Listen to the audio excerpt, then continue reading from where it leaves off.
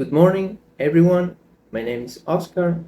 I study social communication at Fermin Toro University in Barquisimeto. And today, on this video, I'm going to be talking about simple present. So, simple present.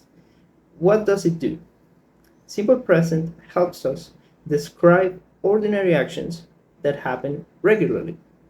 However, it doesn't specify if a certain action is taking place at the moment that we're talking using simple present.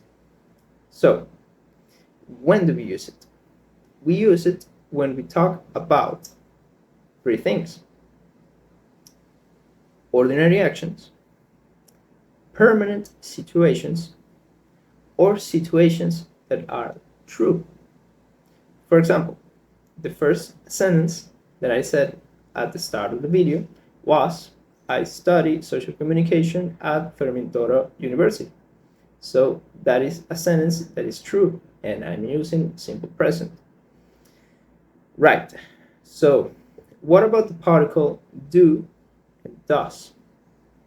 So we use do with certain nouns and does with the nouns in the third person. So for I, you, we, and they, we use the particle do. Do I, do you, if we're asking a question, or I do, you do, if we're using an affirmative sentence. On the contrary, for the third person, which is he, she, and it, we use the particle does. So if we're asking a question, we would say, does she, does he, does it?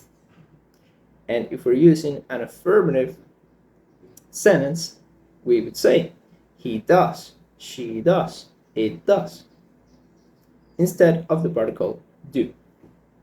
So finally, and I already talked about this a little bit, but we're going to use some examples so we can see the difference between affirmative sentences, negative sentences, and interrogative sentences. So we have, let's pick a verb, and we could use the verb study. So if we use the noun I, it will be I study. If I'm asking a question, I would say, do I study? So the do particle would be first. Do I study? And if I am using a negative sentence, I would say, I do not study. Finally, I would like to talk about the third person. While in simple present, the verbs are modified by adding certain particles, often an S or an E and a S. So what do I mean by this?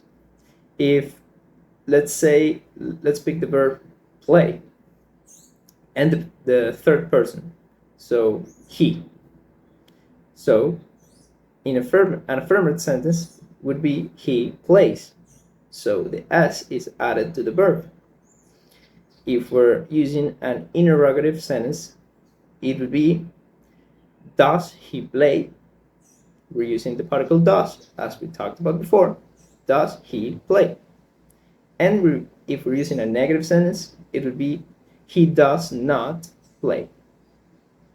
So this would be everything that I have to share with you today regarding simple present. Thank you so very much for your attention.